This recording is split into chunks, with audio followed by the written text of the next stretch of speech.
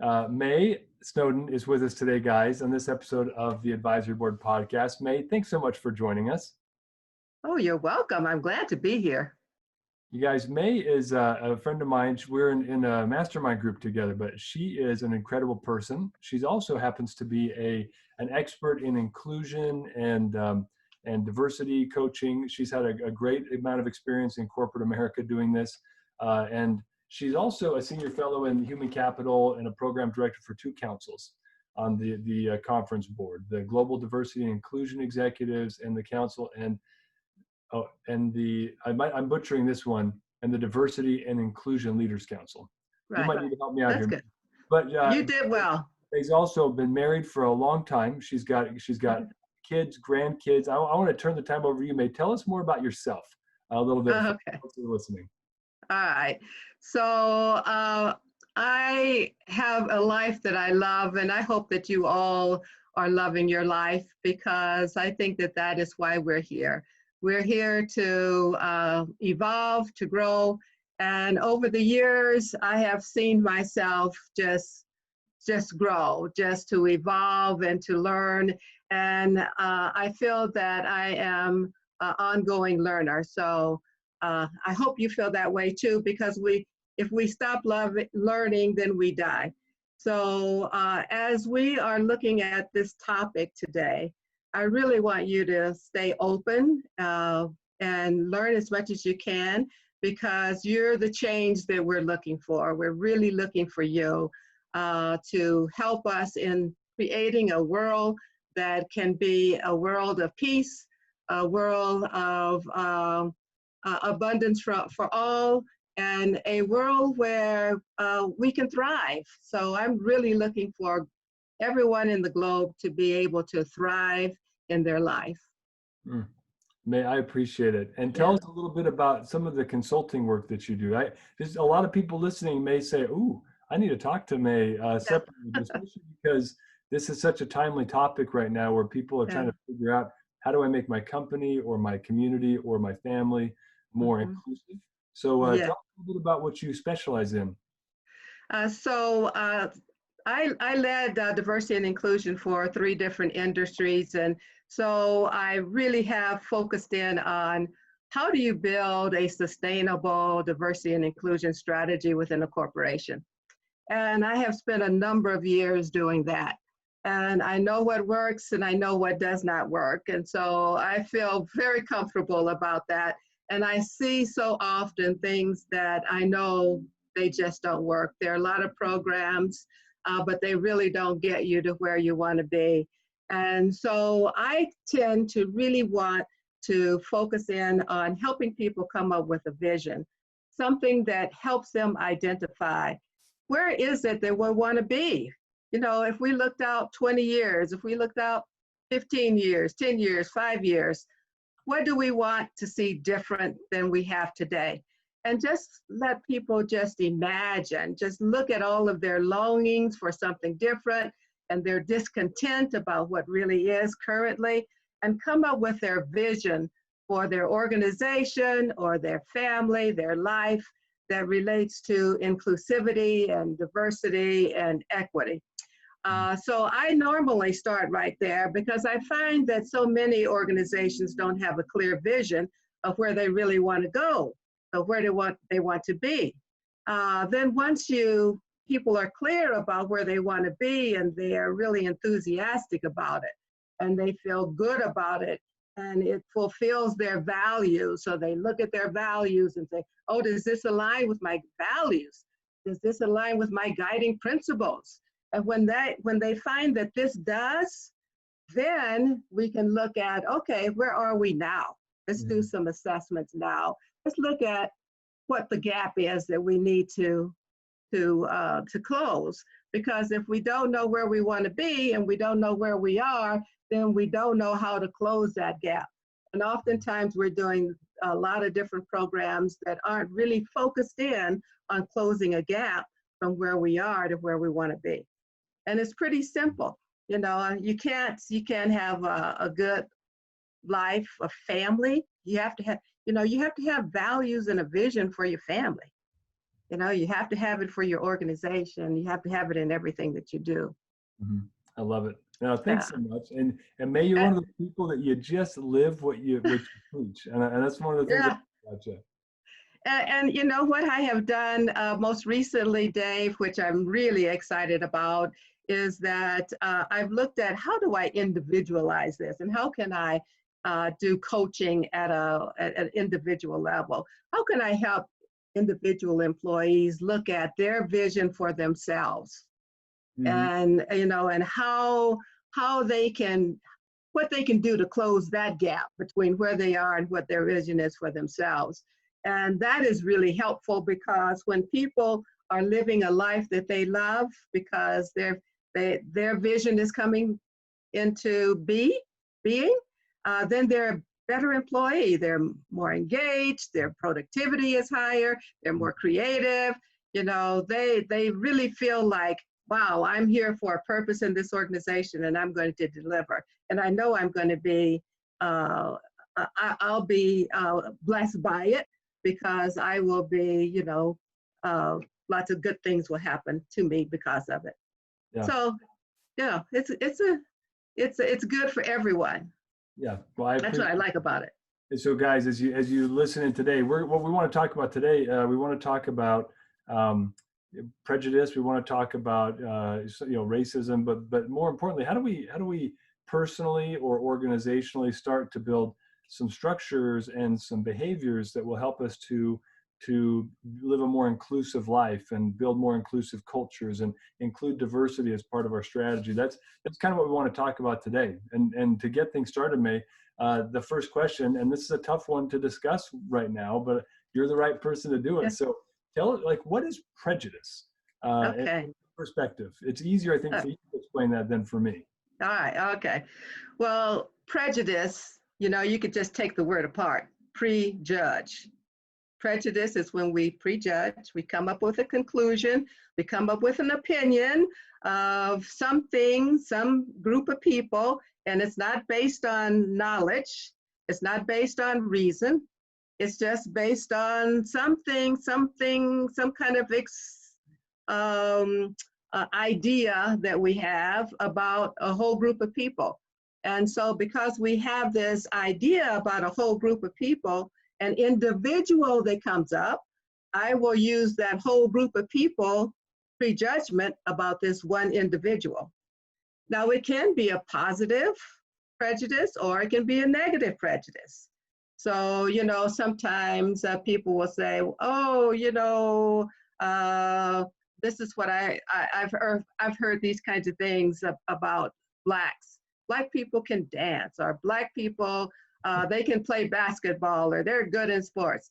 I was not good in sports, and I'm black, and so it's kind of a prejudgment. We just had to think of, well, all people that are part of this group are this way.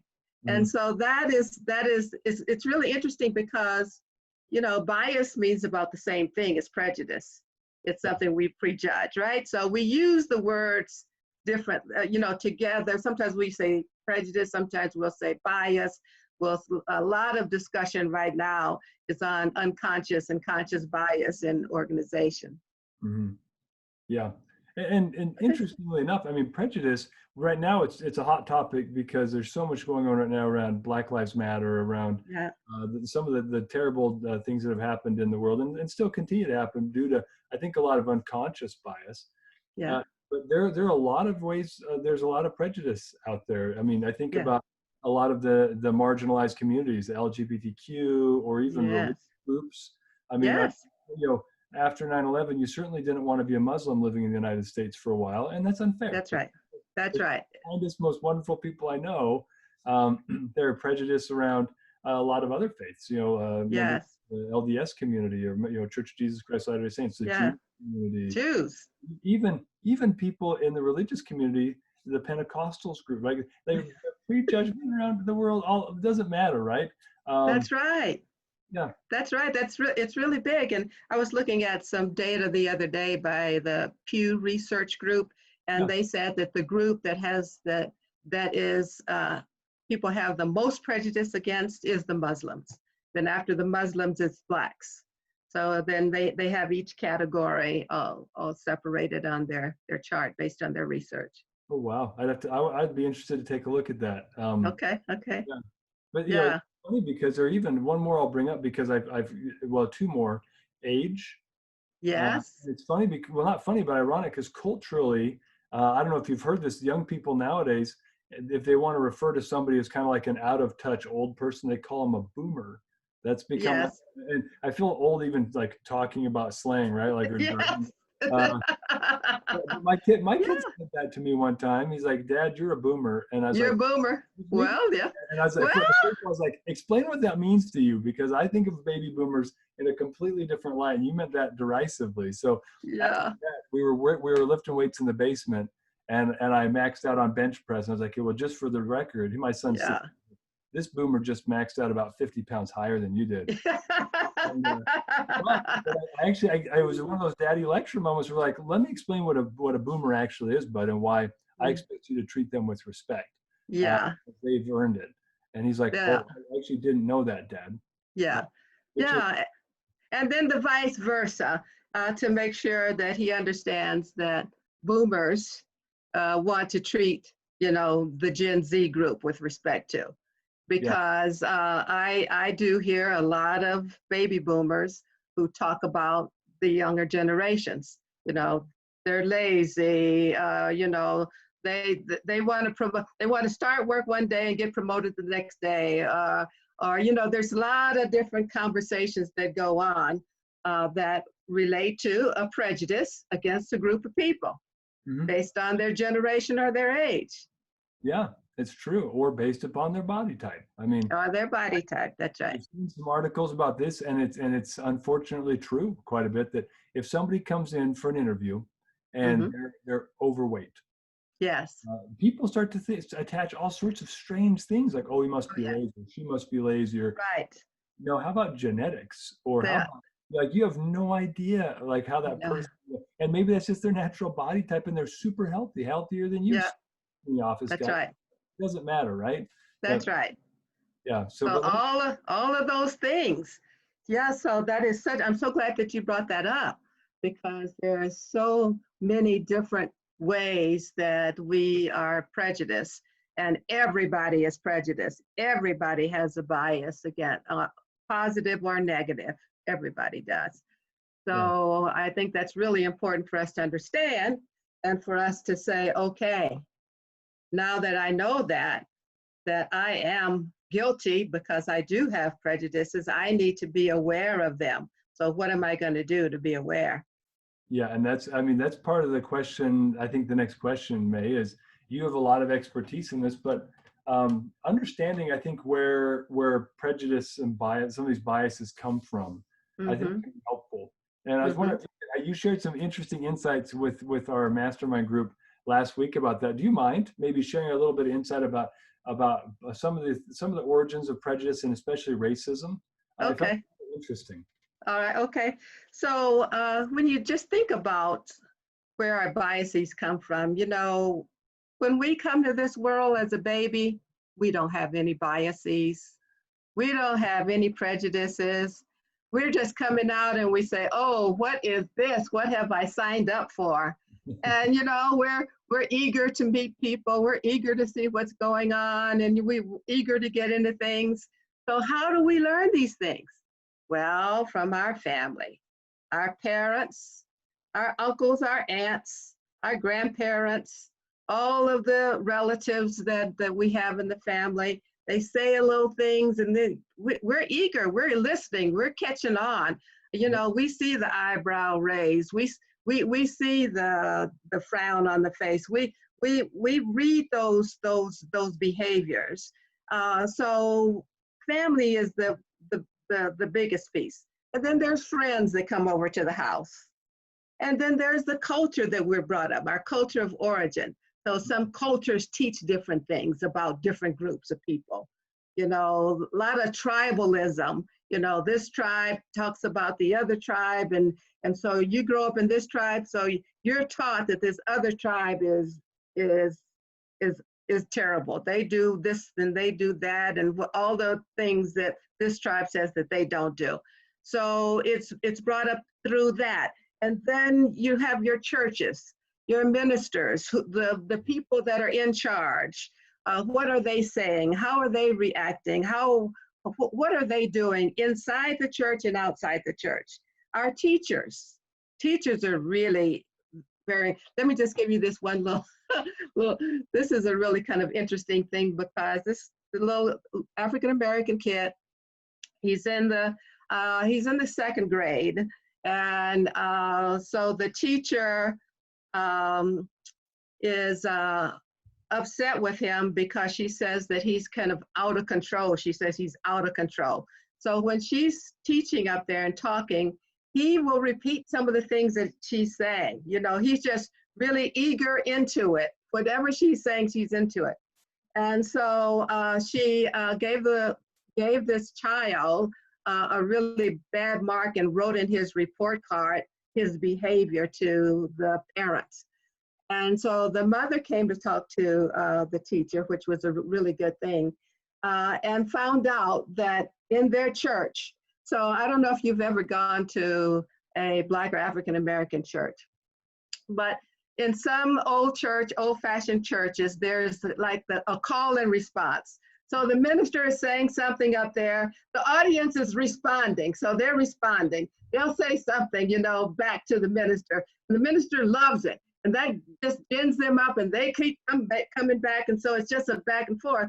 This little kid, second grade, was doing that with the teacher. Yeah. And so that was not appropriate, but the second grader didn't know that. Yeah. The second grader didn't know that. And so after that discussion, then the teacher kind of understood. She knew how to talk with the child and knew how to get him to, we love this, I can't remember the child's name, but we would like for you to take it all in first. And then if you have some questions, ask your questions. And we love the fact that you're really getting this and that you're enjoying the class. And so she built him up instead of tearing him down. You see what I'm saying? Build him up instead of tearing him down. So it's quite interesting how different things happen. So teachers are very influential. So any people that influence our lives, media is big. What we see on the news, you know, if you take a look at the news, some of the channels are doing a little bit better, but in the evening, if there is some kind of criminal offense or something going on, and they will actually have the picture of the Black man there, if it's a Black person. If it's a white person, they may not have the picture. Or if you see things in the newspaper, they'll have the Black person's picture will be much bigger than if it's a white person, it'll be a little smaller picture. And then talking about, so all of those kinds of things cause people to say, you see there, Black people, they cause trouble. Black people are always, they're criminals. Black people, blah, blah, blah.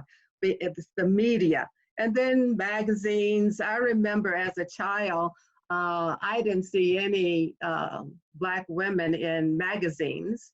All the women that were supposed to be beautiful were always white. So they never had any brown women or Black women in the magazines that, you know, you little girls could say, oh yeah, I see myself there. So that's another thing. And so then you know, the dominant culture just sees all white. So they say, well, we must be the best because there's nobody else there. We must represent the best. And then movies and past experiences, books, all of those things that are around us basically influence us and cause us to have different prejudices, biases, and stereotypes. Yeah, I appreciate that. Well, I love the story that you shared about the second grader, because it what I find when I've uncovered some biases or prejudices in myself, it's usually based upon a misunderstanding. Yes. Now, to be fair, there are experiences where certain people of certain categories have done dumb things. Um, Hmm. but no one has a monopoly on that. That's just No, no. but I find that, like, once if you truly understand where someone's coming from, Uh-huh. you'll almost always get to something where you say, oh, Yeah, well, you're not trying to be inappropriate or mean or rude. You just yeah, grew up differently than we did, or you're from a yeah, different country, and it's okay to belch at the dinner table. Like, yeah, that's all right. You're like, I just need yeah. to understand where you're coming from first, and then I find that uh, almost everything melts away. There's very little frustration or friction in a relationship, but it all comes That's down right. to understanding. That's And right. yeah, Yeah. And first awareness on your part, you said, oh, that was awareness on your part, and then understanding. mm. Yeah. I want to jump into that with you in a minute. Would you Okay. mind, just because I think this is an interesting insight that you shared, I'd love for you to share a little bit about racism and kind of where that comes from, because I learned a lot from you when you shared that insight with our group. Do you mind? Yeah. Okay. I'd be happy to. Uh, it is, we love to talk about the different races and ethnic groups, and it's built in our culture. We cannot stop doing that. We like to put people in boxes. It's really built in our culture. So when you take a look at the science behind it, if you talk to any scientist, any anthropologist, they will tell you there's no such thing as a race. No such thing. It's a social context. So we built that, we constructed that race issue for a purpose so that we could identify people, and the group that constructed it were European Caucasians. They were the ones that constructed it. And they were the ones that said, okay, European Caucasians are at the top of the list, and then all the rest of them go down this way. The Negroids are at the bottom of the list. Mhm. So it was a construct, and then it was utilized to do some real harmful things with all of the different groups. And individuals are much not aware of it, much not aware of it. So we're just kind of going along in our little bubbles. But it's really important for us to understand it, because when we believe and we equate race with a particular trait or capabilities or ability to learn, it is just detrimental. When we take a look at research on African American kids in particular, uh, they start to drop out around the third grade. On the third grade, isn't that sad? And what happens is then they start acting out, because the first grade, second grade, they're not getting the attention that they really do need at that age. Mhm. And maybe they don't have the support at home because mom and dad are working 2 or 3 jobs. So at the third grade, they're not where they need to be. So they start acting out. The teacher then, either gets them out of the class or whatever. They're like dropped out of class. They're dropped out at third grade. So then how do they emerge from third grade to be able to compete through sixth grade and middle school and high school and college if we don't take care of the first and second grade kids? So that's always something that I'm focused in on anywhere I am. I really do want people to spend the time teaching, spend the time caring about smaller kids, because they're our future. And if Yeah. we're be honest too, that's the easiest part of life to have an impact. Is Yes. you go 5 to 10 years down the line, and now you've built all of these habits and behaviors and biases and prejudices about Yeah. yourself sometimes. Yeah. You think they're smart because Yeah. that's what you see on TV, or they don't think they're smart because that's what they hear at home, That's right. or in the classroom. Unfortunately, sometimes Hmm. then they then try to unprogram that 10 years down the road. That's That's hard. that's very difficult. Very difficult. Yeah. Yeah. So those are just some of the things that are really concerning for me, because if we feel that there's some inherent belief about a whole group of people, then when the one comes up, when I come up to apply for a job, and you see me as a part of this whole group of people, then I'm not going to get a chance. I'm not going to get a chance. You're not going to get the same fair chance, right? Like this is where unconscious bias comes in quite a bit. Yeah, And I want to maybe we can riff on this for a second, because yeah, it's unconscious. So I'm wondering, like, what kind of mechanisms can people put in place so they can catch themselves and say, oh, that's a yeah. biased thought, or oh, I need to now take a step back, unwind, and then view May's resume now with a new light. Uh-huh. What are some mechanisms or things you've seen that have been helpful for people to catch that thought process? Okay, all right. So first thing I think is just becoming aware that everybody has biases. Everybody does. And so once you say that, you know that you do too. Hmm. When I'm speaking, I talk about my biases and how I became aware of them and what I do now about them. But the thing, I have this 4 E's that I really do like, that I got from Mary Frances Winters, who owns the Winters Group, and she has a book that's entitled, what's the name of her book? We Can't Talk About That. So it's all the polarizing topics. We can't talk about that at work. So it's race is in there, politics is in there, people with disabilities. Usually that's not polarizing, but we're afraid to talk about it. We're afraid to talk about LGBTQ. We're afraid to talk about gender issues. So a lot of things, age, we don't want to talk about that. So I got that from her, but the 4 E's is, first thing is exposure. So you think about, who are you exposed to? Now, there has been some times when, and you can look at history, when a Black or brown person moved into a neighborhood, then the white population started to move out. And so then once they moved out, then the property started to go down. So these are the kinds of things that cause kind of the systemic issues. And if you're not exposed to other people, you don't have a neighbor, you don't have a person in your church that is different than you are. You don't have people in your schools that are different than you are. You really got to kind of work for it. You got to be exposed to other people. It's really critical to be exposed. Sometimes it's just good watching TV, because our young people, they'll catch on to a basketball player, football player, baseball player, and they'll know the name and they'll feel like they know them, which is good. That's one of the good things, especially if the parents will talk about them as well. That's exposure. But exposure is not the only thing, because you can be exposed and still don't know anybody. You just see them, right? Yeah.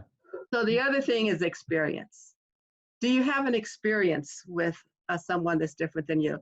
I heard the CEO of AT&T not long ago, it was last year, 2019, talk about, he has this great friend, African-American friend of his that they've done a lot of things together. He's been in his home, and he's been in the other person's home, so they do things together.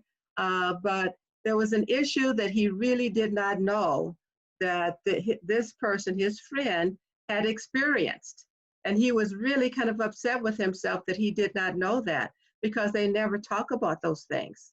So he said that, for me to really experience my friend and his life and his experiences, we need to talk about those things. I need to inquire, and I need to have a listening ear, and it needs to be a humble ear, not judging, not being biased, and he's not being biased, he's just telling his story.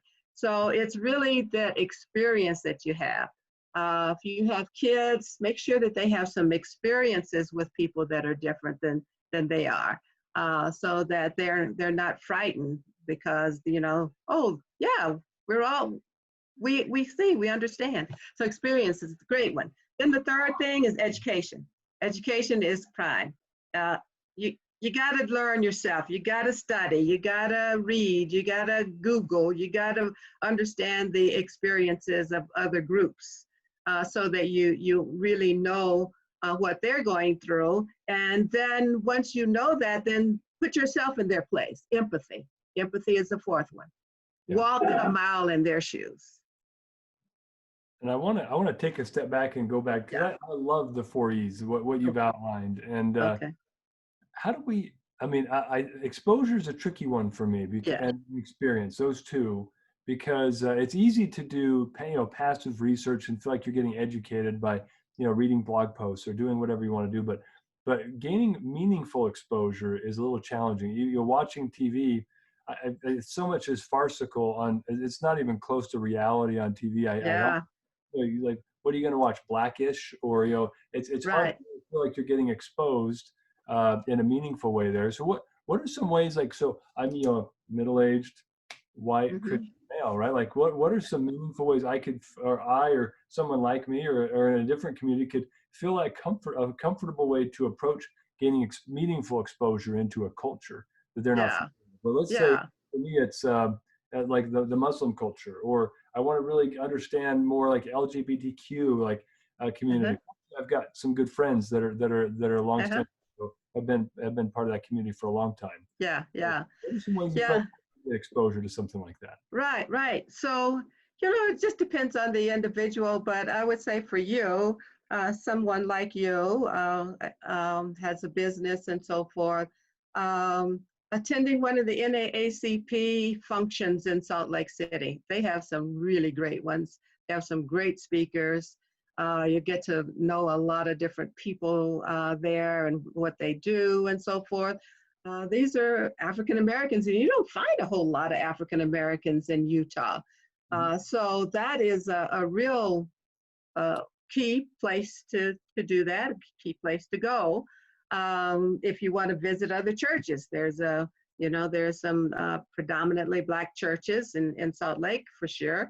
I go to a church in Orem, which is very diverse. We have people from India, Pakistan, Africa, African Americans like me. So it's more diversity in Orem in that area than I see any place. Mhm. So people reach out to me.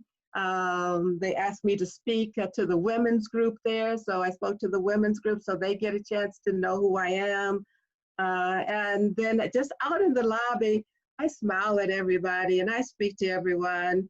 And so with being open, people come to me and they talk to me. And so I take advantage of that. Take advantage of having somebody be exposed to somebody that may be a little bit different than they have been exposed to in their life. And it's a good thing. It's just a really good thing. So, there's just different things that I'm so glad to be exposed with you, Dave, just through our mastermind group. So, being part of the mastermind group, all of the folks there now get a chance to have an opportunity to know who I am and to get a perspective, just a Yeah. perspective. And you're getting exposure to a balding middle-aged man. I mean, now you're Yes. afraid of this. Like, it's scary about Well, I'm so used to you. it. You're surrounded, right? Yes. Oh my goodness. Yeah, let's transition for a second, because experience is the other thing. I want to share a personal insight on this one, and then I want to turn it over to you because you're the real expert. But I grew up in about as a homogenous of a community as you can get. I grew up in Uh-huh. rural Illinois, a small town Okay. called Savannah, Illinois. Uh-huh. Unfortunately, they were once on the Maury Povich show as being a highly prejudiced community, and it sounds like the person that was on that episode had some real pretty negative experiences, which I think were Yeah. bad. But I didn't really I didn't see that growing Mm-hmm. up. But I ended up people, people of color, Black people, you just didn't see them. When we go to Peoria and play sports, we'd see them in Mm-hmm. Mm-hmm. circles around us. They were Yeah. a lot quicker than us corn-fed white folks. So, but that was not great exposure. We didn't get to like talk or Ah, try to tackle them if we were yeah. lucky on the football field. So, um, then I ended up going out to college for a couple of years, but then I ended up serving a mission for the LDS Church. But I went to San Mm. Diego, California, Spanish Yeah. speaking. I lived in the ghetto. Like I literally Yeah. lived in the ghetto. The Vatos Locos would spray paint the wall where Yeah. on the apartment building where I lived, and I loved it. And I Yeah. loved it. Like it was so fun because you And you got weren't afraid. no, not at all. It took like at first, like we would meet, people that were coming through helping like on some of the farms and ranches and stuff. Like we didn't have like hardly any Latino folks in our high schools either. Mm-hmm. Um, Right. and so exposure was a little bit abrupt at first, but I didn't live Mm-hmm. there my whole life, fortunately. So I didn't. Mm-hmm. I lived other places and had friends that were African American, as well as a Yeah. kid Mm-hmm. and Latino. So I had a lot more exposure than most people there, which I think helped. But Yeah. really being immersed in the culture was incredible. Like my favorite neighbor I've ever had, Jaime and Alicia from Mexico, Uh-huh. awesome. Right. Welcome and warming. They would invite us over for carne asadas when it was like their kid's birthday and their family was there. He'd Yeah. like go to the fence and be like, "Hey, David, Ben, come on over." Like, come over. And Right. all of a sudden, he's feeding 6 extra people carne asada, and they just Yeah. love it. So I Yeah. love that culture, but it took me a little bit of time to really become exposed and Mm-hmm. then really gain experience with the culture. And it's something that I absolutely love it now that I've had a chance to get experience with it. But now, Yeah. that said, that's a pretty abnormal route to gain experience. So I want to pick your brain again, like, okay, so Yeah. now I've gained some exposure to a culture and to a group of people that I didn't know before. What are some meaningful ways to get Yeah. experience so you can build kind of that love and appreciation for who Yeah. they really are? Yeah. So, that was part of your journey. So part of your journey was going on the mission, and part of your journey was going right there to San Diego. And guess what? You weren't afraid to go in and meet people and join in with people and eat carnitas. You Mm-hmm. weren't afraid to do that, see? But there are some people that would not do it. They would be kind of shy or just do whatever the formal thing was to do to introduce yourself and then, do what you're supposed to do and then leave. So everybody has these opportunities in life. I really don't think that you have to go out of your way, and maybe in some places you do, but I don't think you really have to go out of your way to do it.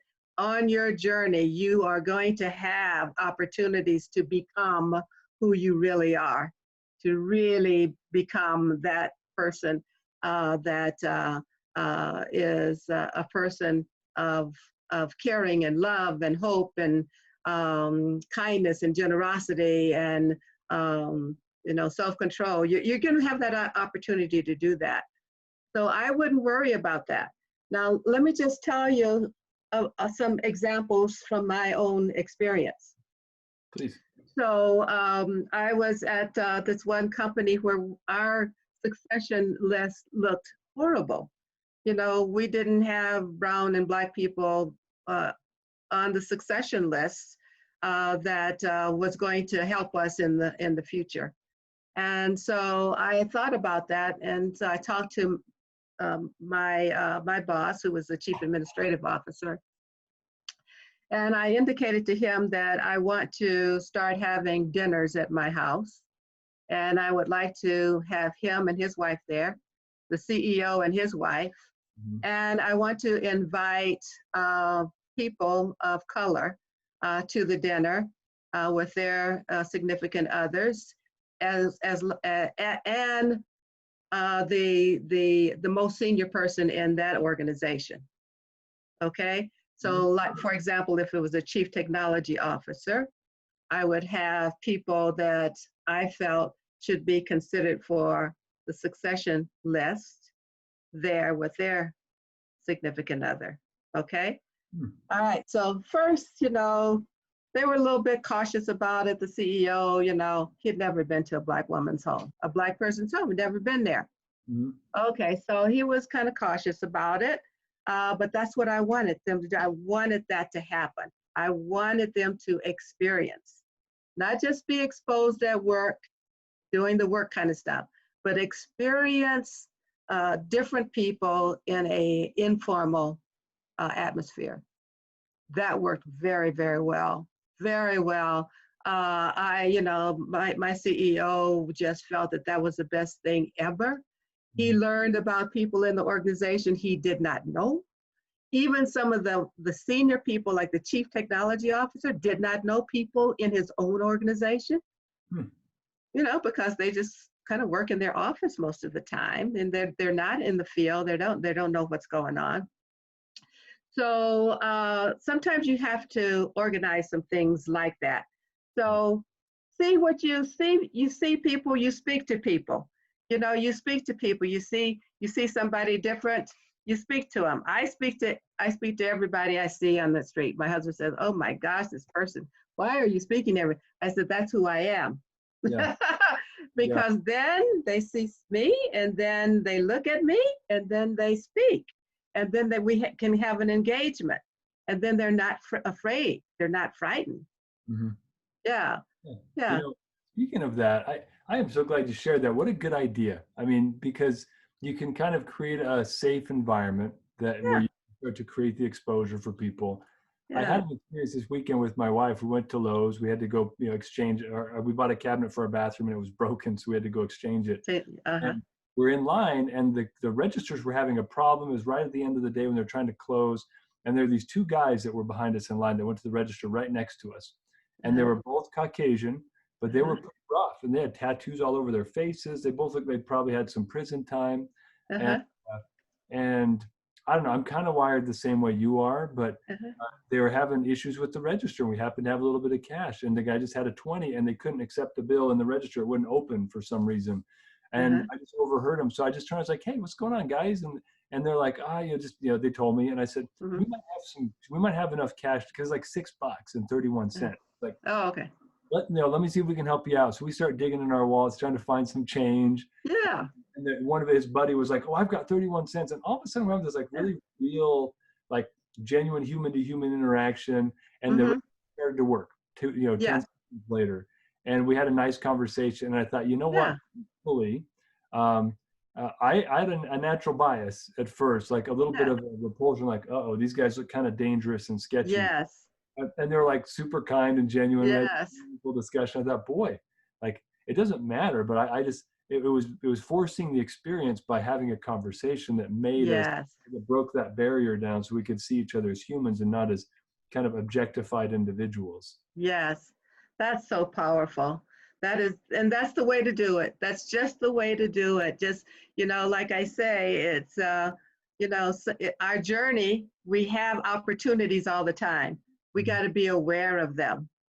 We got to be, oh, opportunity here. Let me see what I can do.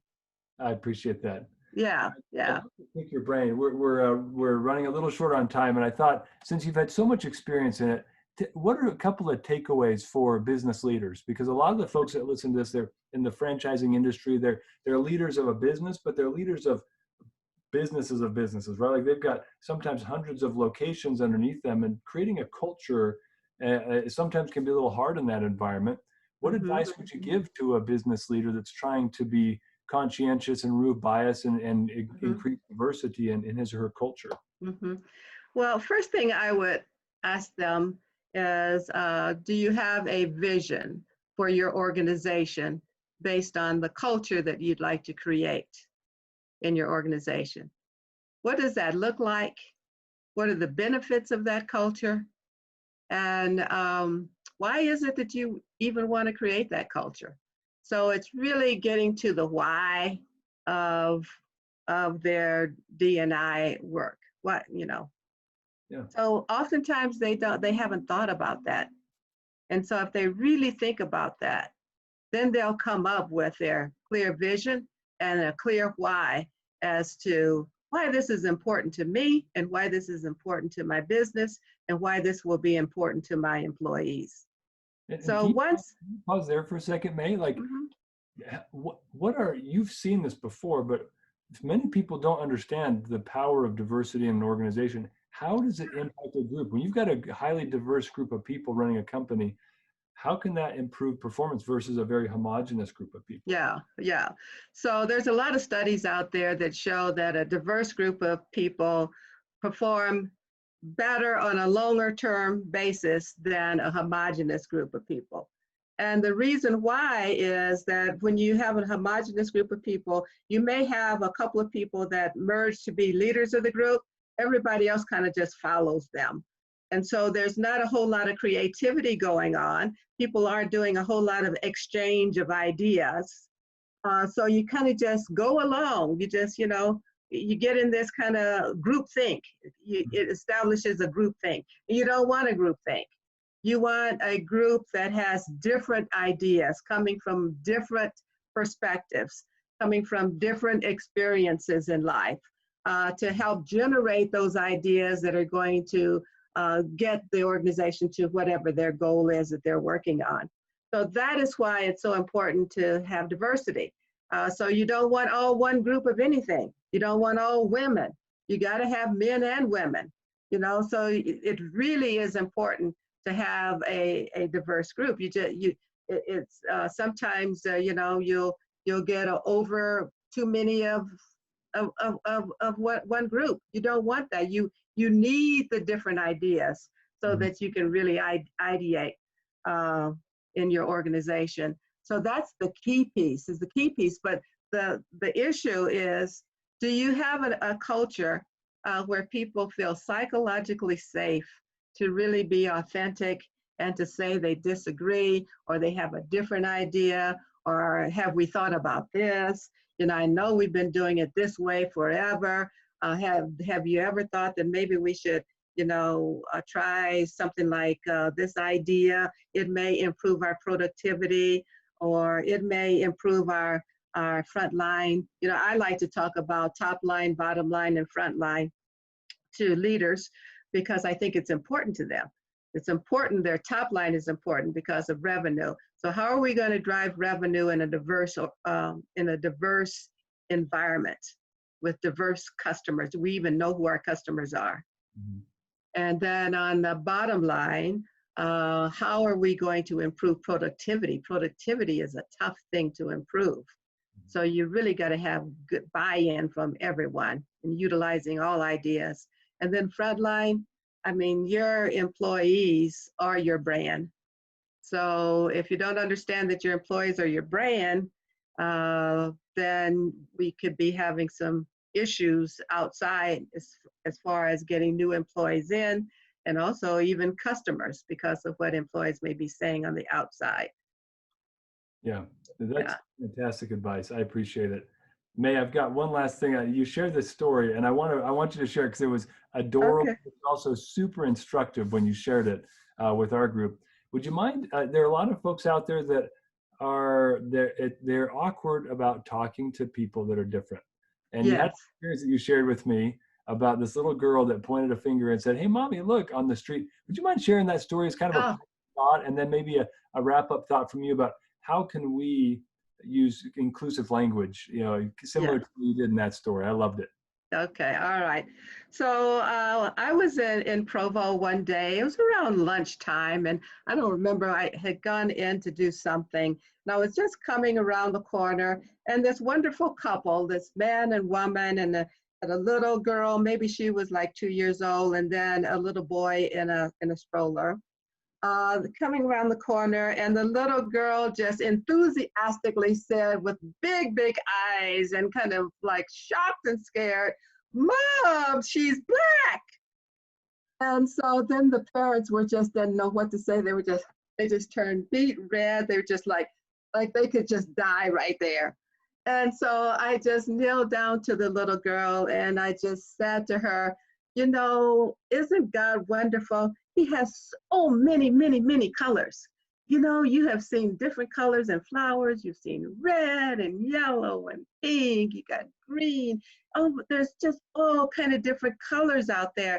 And see how he's made me? He's made me a brown. See that brown right there? He's made me brown. And look at your skin color. He's made you a white color.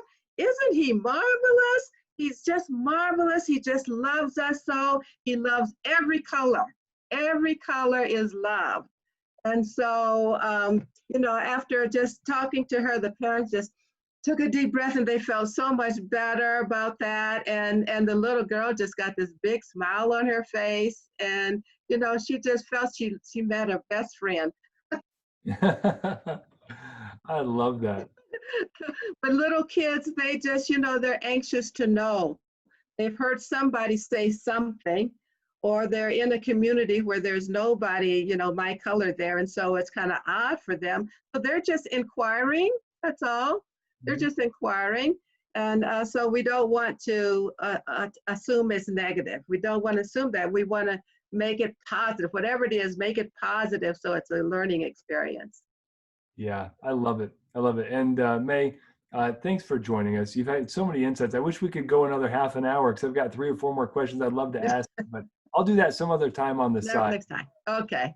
Thanks for your coaching, mentorship, and also leadership on this topic. It's needed right now. And You're quite welcome. yeah, you're great. Well, Okay, we'll talk to you. thank you. Thank you for the invitation. Thanks, You're Dave. welcome. And thanks All everyone right. for listening. Okay. Bye-bye.